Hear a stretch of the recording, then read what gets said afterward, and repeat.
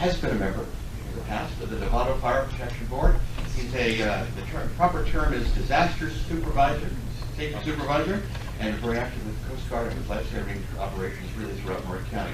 Pleasure to have you. Tomas. Hi, good evening, everybody.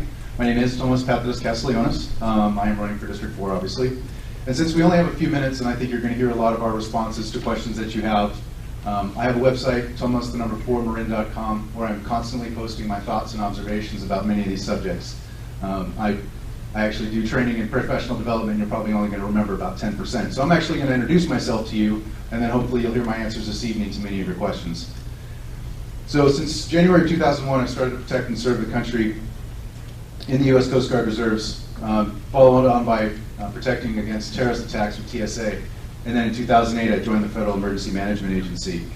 In addition to my two jobs, starting in 2008, I volunteered for the Marin County Hazardous Materials Team as a volunteer, and then from 2011 to 2015, I was elected to the Board of Directors on the Nevada Fire District. I'm first generation American Lithuanian, and my first language was not English. I was born in Southern California and moved to the Bay Area in 2001. I opened my first business at 12, ran my first $1 million restaurant at 19, and then managed a $150 million per year contract by 26. And if you're asking, I'm now 40. I know what it's like to be on welfare. I've been homeless twice in my life, and I know the meaning of a hard day's work.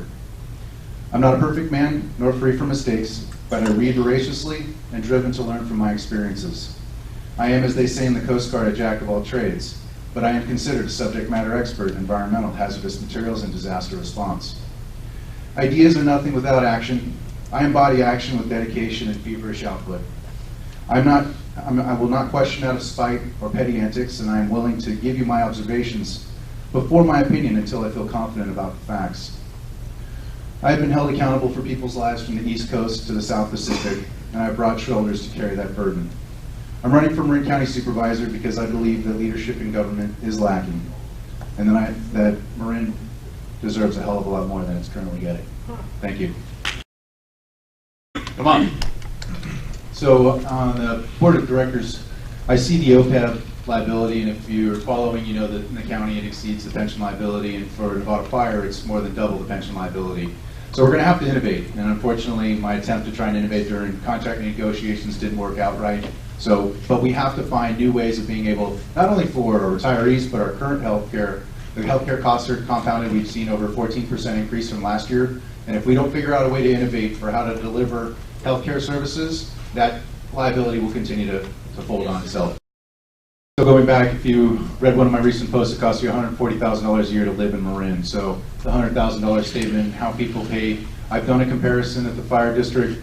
They get paid a heck of a lot more than anywhere else in the rest of the state. So I believe comparisons are true, but whether or not it's in fact the private sector, I'm not entirely sold on that yet.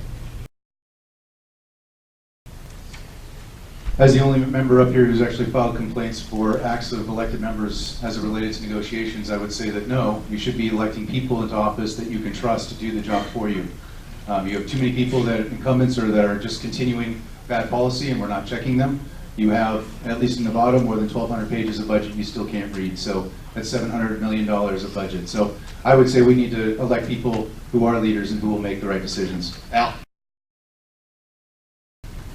So as the lone hazmat responder, I've actually been sprayed with Corexit, and there are other carcinogens like M&Ms and food coloring. So I don't know where you stop, but I'm not up for a ban. I do think you need to have weapons at disposal if you need to be able to attack something. That's just a tactical phrasing, but you know, it has to be an option, but I think the county, I think it's 1/10 of 1% is what the county currently does. And I think that the county has put in a lot of practices in place that absolutely reduce that amount and only need to do it in absolute circumstances. So, well, I heard actually, thanks to the county having a website, I was actually able to watch online, although that system is antiquated. I think you have a brand new Health and Human Services director that is compassionate. He gave a good argument to the Board of Supervisors about what actions they needed to take place. Give him the time to implement those, and I think come back as leaders and say, the program's not working, let's change it. Dominic. Well, if you follow me on Facebook, you know I just posted a statistic that said it costs you about 110% of your median income to actually afford a mortgage in Marin County. So there are factors that contribute to it being expensive in Marin. We're not going to be able to build our way out of that. When you look at the disparity between the available jobs and the available housing, the disparity is too great. And as Brian's already mentioned, you're already at net neutral. So you're not going to build your way out of it. You need to make government more efficient. Right now, I've heard from contractor friends of mine, it takes several months to get a permit through. So just by allowing second units and additional homes, it may not be right. So we have to look at the entire system in terms of how we improve that kind of stuff, but also partnerships. Large employers need to be able to partner with nonprofits as well as government to see what we can make available.